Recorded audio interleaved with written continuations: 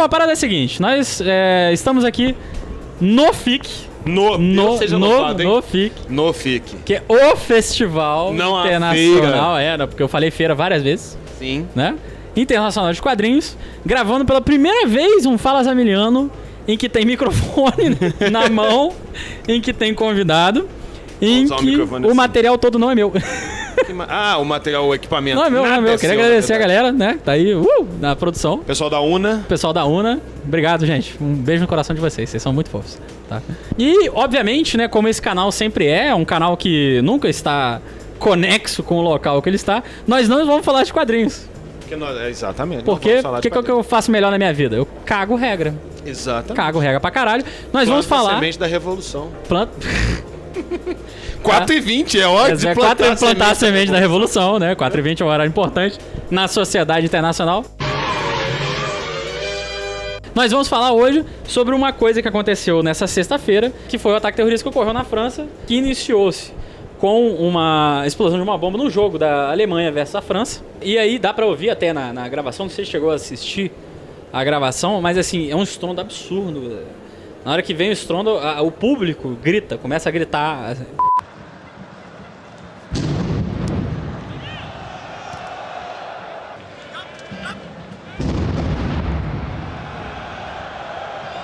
E aí, além desse ataque, foi um ataque muito bem coordenado, em que logo depois, você tem outros ataques a alguns cafés na região, e você tem o sequestro das pessoas que estavam dentro da casa de show, que é o Bataclan.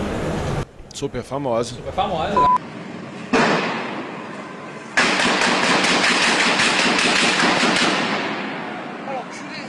E para falar sobre esse assunto, nós temos aqui o nosso querido e amado Poderoso Porco.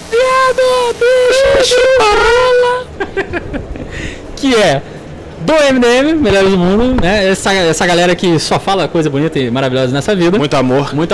Que também é policial civil e psicólogo. Muito amor de novo. Você é o rei da polivalência, né? E aí a gente vai discutir um pouco dessa questão desse ataque que ocorreu, mas não necessariamente dos meandros do ataque, né? Teve um ataque aqui, morreram 128 pessoas nesse ataque. Confirmadas, a maior parte morreu dentro do Bataclan, foram cerca de 100 pessoas que morreram dentro do Bataclan. E hoje de manhã o ISIS, né, que é o Estado Islâmico, assumiu a autoria do ataque na França. Então a gente não necessariamente nós vamos discutir como foi, né, questão tática, o que aconteceu, etc. Mas obviamente o movimento que vem logo depois disso, que é o movimento francês de fechar as fronteiras, e principalmente as pessoas que estão discutindo. Eu não sei se você chegou a ver, mas eu cheguei a ver alguns fóruns. As pessoas começaram a culpabilizar univocamente a religião pela existência do ataque. Sim, sim. Né? Que é um movimento comum, né? Você tem que procurar... Um movimento repetitivo, né? Exatamente. E aí as pessoas muitas vezes acabam esquecendo, né? Que não só a religião é justificada, não é só uma justificativa única para ações desse tipo. E eu vi um tweet que eu achei muito legal, Zamiliano, que era um rapaz dizendo assim que culpabilizar os muçulmanos todos, né? O islamismo, pelo Estado Islâmico é a mesma coisa que culpabilizar os cristãos pela Ku Klux Klan, né? Exatamente, né? Culpar os cristões pelo Marco Feliciano, né? Pelo Bolsonaro. Pra mim eles fazem um terrorismo meio louco, assim. Exato. Eles fazem aquele terrorismo psicológico. Exatamente, aquela violência psicológica que cotidianamente eles fazem. E aí as pessoas, né, nesse movimento, às vezes, por muitas vezes ela fica aquele negócio assim, que a ciência é do caralho, né? A ciência é do caralho, e a religião é o mal, e etc. E a gente acaba esquecendo, a população acaba esquecendo em geral, que a ciência em si já foi muito bem utilizada para você fazer algumas ações terroristas também, né? Algumas ações extremistas. Mengele, Lombroso. Exatamente, Lombroso. Se a gente ficar nessa toada aqui, nós vamos ficar até amanhã. Exatamente, né? Os movimentos higienistas do Rio de Janeiro, né? E etc. Então, assim, o que ocorre, né? Tem uma discussão até do filósofo esloveno Slavoj Žižek, que eu não sei se... Slavoj Žižek. Nunca soube. Soltou um texto recente, né? Falando que a resolutividade para a questão da imigração seria uma militarização maior das fronteiras, para que as pessoas fossem organizar maior. São polêmico essa questão. Pois é, eu li esse texto Facebook style, eu só li o título. Sim. E aí eu me surpreendi porque não era algo que não era um posicionamento que eu esperava do Zizek, mas estava no meio do FIC, não rolou, tá lá, estrelinha para eu ler depois. Pelo que eu vi, assim, parece mais um posicionamento em relação à organização de quem está entrando. Entendeu? Você conseguir categorizar as pessoas, porque estão entrando a esmo, né? Então você não consegue identificar quem está entrando, o que eles estão fazendo, etc. Parece que ele está falando mais num sentido de organização da entrada das pessoas. Ele não está falando que as pessoas não entrarem. E ao mesmo tempo ele está falando que as pessoas entrarem desse jeito parece que é um mito na nossa cabeça de que quem está vindo de fora é 100% legal, né? Todo mundo que está entrando é gente boa, e que eles vão ser absorvidos pela nossa cultura imediatamente, né? E aí ele discute que até alguns amigos de esquerda dele ficaram muito chocados, ficam meio sem o que falar quando eles percebem que uma parte considerável dos ataques que estão ocorrendo a algumas pessoas, a alguns grupos, minorias étnicas e minorias sociais como os homossexuais, tem vindo de uma parte desses refugiados. Porque não faz parte da cultura deles, sim, né? É uma coisa que é completamente E aí, para ajudar, começa a rodar um boato aí de que o Estado Islâmico infiltrou 4.000 agentes entre os refugiados de diversos pontos, né? E aí, ótimo, estabeleceu-se o cenário de caos, de paranoia e de repressão à religião, né? Porque, olha, nós temos 4.000 agentes terroristas espalhados entre os refugiados. Esses refugiados têm em comum o fato de... Então pronto, todo refugiado é um potencial inimigo. Gera um problema inacreditável, porque aí vem situações, né? Até mesmo o Zizek fala de ser uma ótima desculpa para a direita crescer cada vez mais em cima dessa pauta. Então a direita ela vai crescendo em cima dessa pauta, xenofobia, etc. e tudo mais, vai ganhando cada vez mais esforço em cima disso. Eu acho isso interessante, assim. A gente já discutia isso, acho que a gente chegou a comentar disso na época do Charlie Hebdo, né? Sim. De que isso acabava fortalecendo. Laerte, cartunista, comentou isso, de que isso acabava, esse tipo de atentado fortalecia as extremas direitas europeias. E eu acho engraçado, eu li um tempo atrás aquele Submissão do Michel Houellebecq. Você leu esse livro? Não. Que ele propõe um cenário no futuro, assim, 2020 e poucos, em que um partido islâmico ganhou as eleições presidenciais na França. E aí é muito doido porque o final da eleição, né, a disputa final é entre o Partido Islâmico e o Partido de Extrema-Direita da França. E o Partido Islâmico acaba forjando umas alianças com a esquerda, por exemplo, de modo que ele consiga ganhar as eleições. E aí eu fico pensando nisso, assim, nem tanto no lance de forjar aliança e tal, mas uma noção de que a gente está num contexto polarizado, que tende a se polarizar cada vez mais, tende a se maniqueizar, se é que essa palavra existe, cada vez mais, e que coloca esse grupo como outro sempre, né? Já é, não precisa entrar em psicologias mais aprofundadas para discutir a questão do estrangeiro e tal, mas de colocar ele como outro a ser combatido. E aí, bem, esse outro perde o rosto, né? Na época do Charlie Hebdo, a gente teve brasileiros islâmicos que sofreram agressão na rua. E aí pensa, lá morreram 12 pessoas, nessa a gente tá com 180, né? 120, desculpa. Tinha um 8 e tinha um 100. 128. E aí eu fico receoso dessa... A gente já está vivendo no Brasil um movimento de polarização muito forte. Sim. E aí eu tenho medo dessas consequências disso, assim.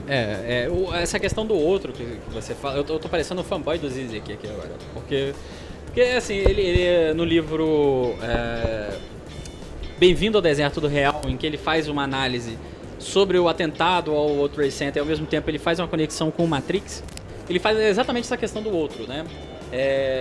Aliás, é até a questão dele que caiu no Enem, né? A citação dele no Enem, que é quando ele discute, que foi do vídeo anterior que eu falei, do ensino nacional do marxismo. Em que ele faz uma análise realmente em relação a essa questão do outro. Então, assim, como é que você acha que o seu posicionamento em relação a um determinado soldado da aeronáutica que vai e doa a sua vida por um ideal de um Estado, aquilo é uma coisa engrandecedora, enquanto o homem-bomba que coloca o cinto e doa a sua vida em nome de uma determinada causa é uma abominação. Sim. Né? Então, assim, fica aquela coisa daquela visão de que o outro tá errado. Assim como aquele outro que tá lá, ele pensa que não, a gente, isso é muito claro, assim. Quando teve o atentado do Charlie, eu me posicionei dizendo que, olha, o atentado é execrável, sempre será, mas eu jamais defenderia o tipo de humor que o Charlie faz. Eu acho engraçado porque, por exemplo, quando a travesti vai na parada gay e se crucifica, oh meu Deus, não devia ter mexido, né? absurdo, mata essa mulher, ela recebe ameaça de morte. Mata essa mulher não, né?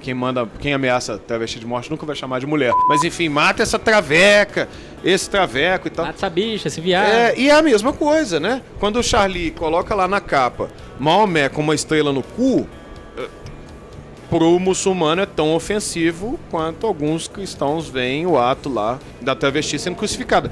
Nenhum dos dois grupos se permite entender o que está passando pelo outro, né? Sim. A noção de alteridade, que é uma noção que psicólogos sociais a rodo discutem aí, Jodelet, Geertz na sociologia e tal, é uma questão que é jogada para debaixo do tapete. Primeiro, a alteridade é essencial para que eu formule a minha identidade. A minha identidade surge por negação, né? E aí, ok, eu não sou muçulmano, logo eu sou outra coisa. Não sou cristão, logo eu sou outra coisa. Eu não me vejo na existência daquele outro, logo eu sou o indivíduo. Só que nesse ato de eu não me ver na existência do outro, eu preciso garantir a existência do outro. Essa é a parte bizarra. Porque se eu aniquilo o outro, eu não me formo, né? Esse jogo de espelho não se funda e aí fudeu, né? E é um negócio muito bizarro, eu acho que eu tô divagando já. Não, mas tá ótimo, na verdade. Tá ótimo, né? Tá ótimo. Não, tá bom. Tá bom, ótima divagação. Divague bem. Você divaga bem, rapaz. Né? Mas esse lance da identidade é uma discussão muito legal, assim. Porque a gente tá num momento em que essa identidade, ela vê um negócio meio fluido por causa da globalização, e aí a gente pode citar desde o Bauman até Stuart Hall, que são os cabeçudos que vão citar isso aí, que vão discutir essa questão. E ao mesmo tempo a gente tenta fundar uma identidade, né? A identidade do brasileiro, sou brasileiro com muito orgulho, família com muito tradicional amor. brasileira, a família né? tradicional brasileira, que a gente tava zoando, que a família tradicional brasileira é a comunidade indígena, né? Ou, na contemporaneidade, uma mulher abandonada pelo marido com 5 filhos de diferentes pais. Exatamente. E aí, velho, e aí nós vamos bater em identidade, sabe? Aí nós vamos bater em segregar, em separar em gueto, em... Porra, é foda. Mas aí vem a grande questão, que é a questão que sempre vai aparecer nesse canal, que as pessoas vão virar e falar assim, então como vamos resolver essa questão? Eles foram lá, atacaram, mataram centenas de pessoas, e aí? A França vai fazer o quê? Qual que vai ser o movimento da França? Qual vai ser o movimento dos Estados Unidos? Isso no campo do ideal ou no campo que a gente pode esperar? No campo que a gente pode esperar. No campo ideal... No campo do que a gente pode esperar, a gente já sabe o que a França vai fazer, porque é a mesma coisa que os Estados Unidos fizeram depois de 11 de setembro. Vai enrijecer as leis de imigração, vai diminuir as liberdades individuais, o direito à privacidade, ao sigilo e etc. E para quem quiser discutir isso ou quiser dar uma clareada nessa ideia, tem aquela série Person of Interest. Muito bom. Que é muito doida, que discute essa situação. Exatamente. Então acho que é isso que a França vai fazer. Exatamente. E eu acho que é desculpa necessária, porque tem essa disputa da Síria, né? Porque o Estado Islâmico ele foi estabelecido, a maioria das pessoas não sabe, mas o Estado Islâmico é de uma maioria sunita. E os sunitas, eles têm um posicionamento que a maioria do Islã, o posicionamento dos sunitas é um posicionamento de alteridade em relação às demais religiões, de respeito, etc. Então, na verdade, eles são uma minoria que existe no Iraque, né? E dentro dos sunitas, em geral, eles são uma outra minoria que tem esse posicionamento de não ter alteridade. Uma minoria da minoria. É a minoria da minoria, né? Normalmente a gente acaba associando aos xiitas, né? Que são essa minoria que normalmente acaba dando uma certa reverberação. E aí eles começaram, eles surgem a partir de 2004, mais ou menos, como uma linha auxiliar da Al-Qaeda. Até 2014, quando a Al-Qaeda vira e fala assim, velho, vocês são muito Vocês são doidos demais, só. Não faz esse negócio não. Não, calma, né? Não. Não, a gente só explode prédio, etc. Esse negócio de ficar decapitando os outros aí, matando os outros, não. Filmando. Não, isso é demais. Vai atrair muita atenção, né? Pro tráfico aqui no morro. Não. Vai queimar o movimento, a firma vai quebrar. Vai quebrar a firma. E aí, eles saem desse âmbito do Al-Qaeda, meio que, né? A gente não tem relação com esses caras aí, não. E aí eles começam a defender uma coisa que é muito interessante, que é muito parecida com a defesa que o Hitler fazia daquela como é que é do espaço necessário para a Alemanha germânica florescer, né? Eles chamam, tem um termo. Não sei, o termo específico lembrar. Não manjo. Mas eles começam a fazer isso e aí eles invadem a Síria. Aqui tem as partes da Síria que tem a minoria sunita e começa a chamar e trazer essa galera para criar o califado, né, do Estado Islâmico. Então acho que tem uma relação muito parecida um califado mítico, né? Igual o Reich da Alemanha. Aquela coisa do chamado, né? O call to action, né? Então tem até no Band of Brothers, né? que mostra uma coisa interessante, que é no começo da série, que um dos soldados está depois da invasão da Normandia, e ele passa e fala, brinca alguma coisa com um soldado alemão, e esse soldado alemão fala inglês com ele. E ele fica tipo, peraí, ele volta pra conversar com o cara, ele descobre que eles nasceram no mesmo estado, e etc. E o cara fala, não, é porque quando o Reich foi criado, né, teve um chamado aos arianos para que retornassem à pátria dele e lutassem pelo Reich. Só que a gente acaba fazendo uma associação um pouco diferenciada. Não, o Reich era mais ciência, né? O Estado Islâmico é mais religião, então fica aquela coisa, mas no fundo, para mim, assim, é uma relação muito semelhante, né? Acho que a Europa, ela tá se deparando com o fantasma dela. Sim, não, isso é certo, né? Quando tem se discutido a questão dos refugiados, né? Não poucos autores têm lembrado que, olha, em um momento essa Europa foi até a terra desses caras, explorou o que podia e largou eles à míngua, né? E aí, pronto, e agora esses caras estão voltando de lá. Enfim. Mas, para não dizer que o tema de hoje foi totalmente fora do ambiente que nós estamos, recomendo muitíssimo a leitura do Árabe do Futuro. Foi publicado pela editora Intrínseca. É um HQ, né, uma graphic novel, que mostra a situação de um garoto, filho de uma francesa e um árabe, né? Na época do arabianismo, que é ali 78. O primeiro livro é de 78 a 84. Que é muito legal para ver o posicionamento do pai, o posicionamento político do pai. O Gaddafi como uma figura heróica, né? Que eles admiram, tem outdoor na cidade e tudo mais. É um bem bacana, assim, para ter essa noção. De novo, eu não estou defendendo, eu tô pensando numa outra forma de encarar um problema que está aí. A velha forma de encarar essas coisas, que é, mata lá, vai lá e explode esses caras também. Não vai funcionar. Que é o modus operandi, por exemplo, do BOP, né, no Rio de Janeiro. Exato. Que se fosse um modus operandi que tivesse funcionado, já tinha resolvido muito tempo. Já tinha tudo, não tinha problema. A terra estava pacificada, né? O que eu estou pensando é que nesse momento a gente precisa olhar para uma outra forma de solução de conflito, porque senão a gente está fudido. Literalmente está fudido. Porque olha só, vamos pensar então que o Estado Islâmico é o inimigo, é o mal, é o esqueleto do He-Man. E aí a gente vai matar o esqueleto do He-Man, né? O esqueleto não há trégua, há só a morte. E a gente tem códigos de conduta, né? Há códigos de guerra. Você não pode chegar e explodir. A gente vai ficar puto se explodir uma escolinha de crianças, a gente vai à rua, vai reclamar, não devia ter feito isso e tal. Só que esses caras não estão com esse mesmo código moral. Eles não têm esse mesmo código de guerra que a gente tem. Eles vão explodir uma boate com a galera que não tem nada a ver. Jogar com a violência não vai funcionar. Você citou o BOP, a gente já aprendeu isso na guerra ao tráfico. Não vai funcionar, né? Subir o nível de armamento da polícia não vai servir porque o crime não tem limite, né? Eles vão subir cada vez mais, vão ser mais bárbaros. Então, assim, ao mesmo tempo tem a questão assim de é necessário ter a coerção quando é necessário ter a coerção. Sim, né? Mas ao mesmo tempo tem que se começar a investir em outras formas de trabalho. Porque, por exemplo, a forma básica de intervenção dos Estados Unidos no Iraque, que foi a mesma forma que aconteceu no Afeganistão, você faz a intervenção que tem que fazer, a intervenção indireta, obviamente, contra a União Soviética, e aí quando acaba e o cara fala assim, tá, agora vamos começar a reconstruir o país aqui, escola, todo mundo fala, esse negócio de reconstruir, aí, né, foda-se. E aí você abre espaço para que outras figuras comecem a crescer cada vez mais. Você cria um vácuo de poder. Que foi a mesma coisa no Iraque, né? Eles invadem o Iraque, fazem o que tem que fazer com a desculpa de nós vamos reconstruir o Iraque, mas na verdade eles estão lá financiando o capital internacional, principalmente as empresas de segurança como Blackwater, né, que teve que mudar o nome, que até no GTA V é chamado de Merryweather, né? Eles fazem até uma piadinha com a Blackwater.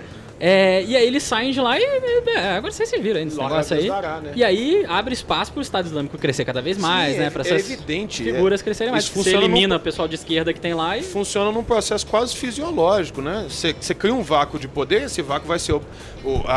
A natureza, ela abomina o vácuo, ela vai preencher esse vácuo com alguma coisa.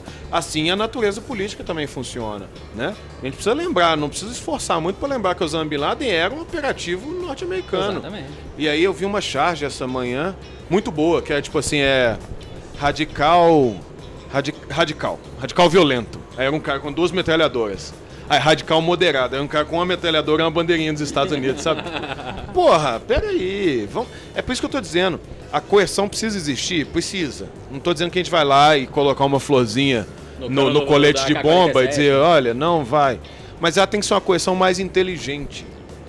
do que ela é. Sabe, não adianta entrar, regaçar tudo, deixar tudo na chão, como diria Dona Armênia, e depois, foda-se, segura aí. Não adianta mais, gente. Isso está mais que provado que isso não funciona.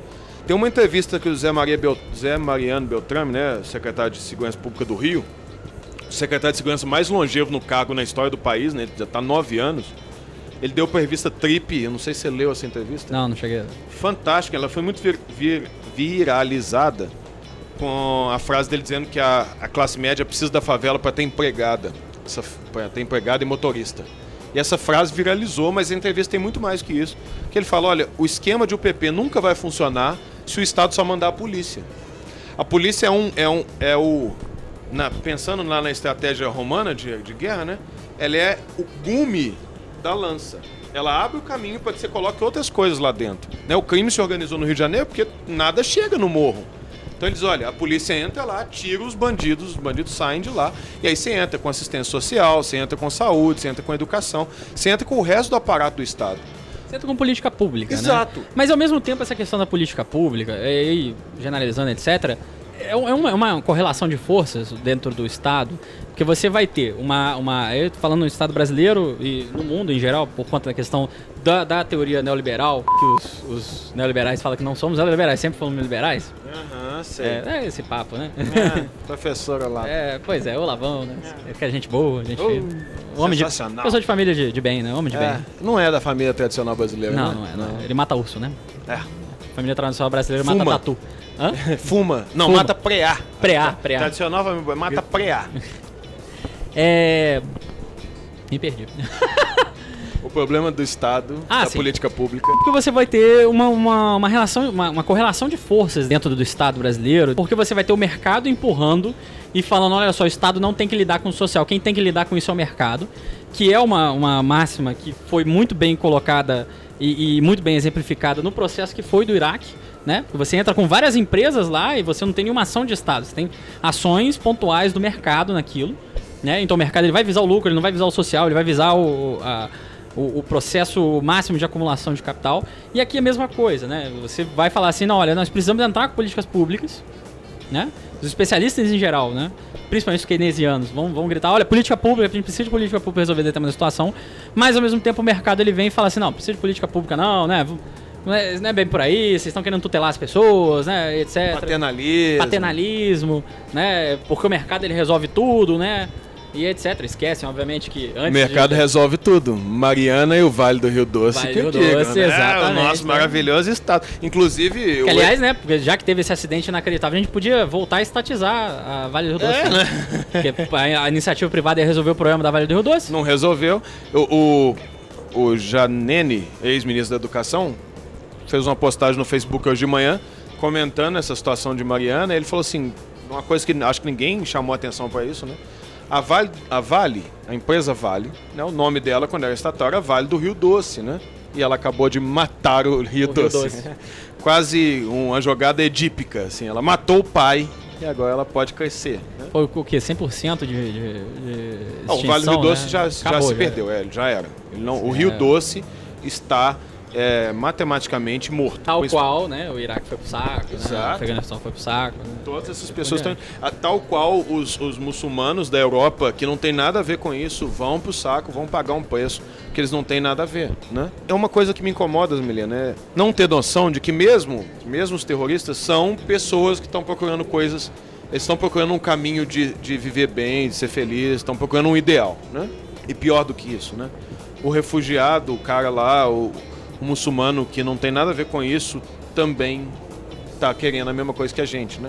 Que é poder deitar a cabeça no travesseiro e dizer o mundo está organizadinho, né? Do jeito que Allah queria que tivesse organizado. E a gente é muito eurocêntrico, não é a melhor palavra, eu esqueci a palavra que eu queria. A gente é muito... Etnocêntrico, obrigado.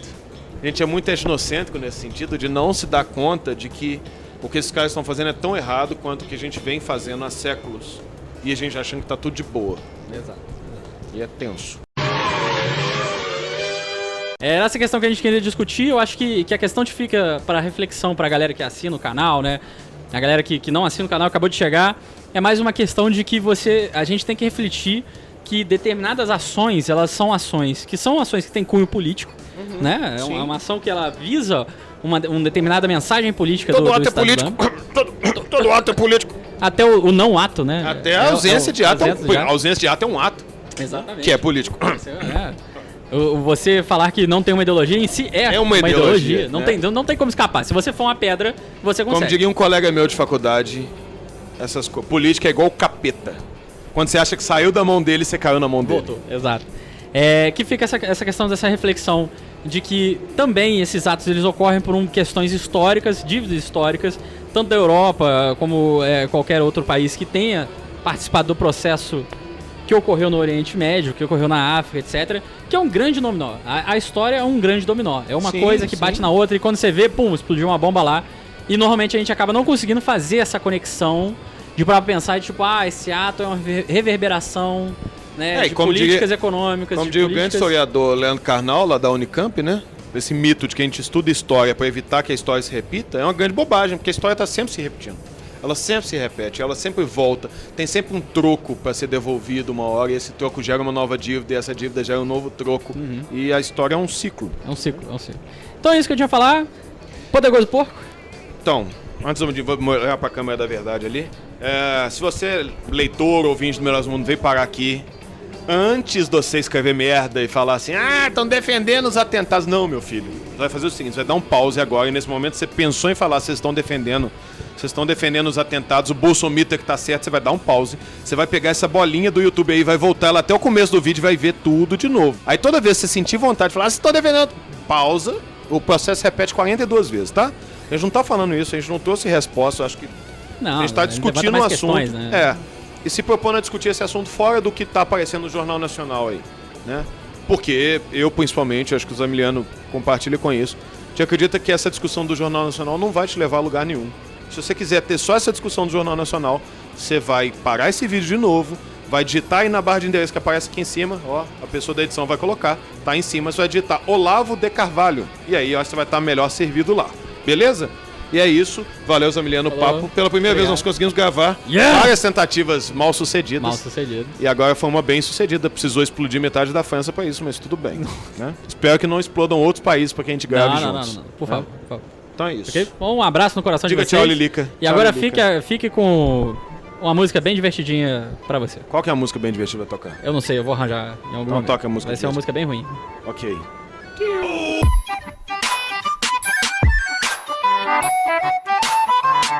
Vamos fechar agora? Por favor. Então tchau. Sacanagem. Vamos fechar com a BUM! Que horrível. Diga tchau, Zamiliano. Tchau, Zamiliano.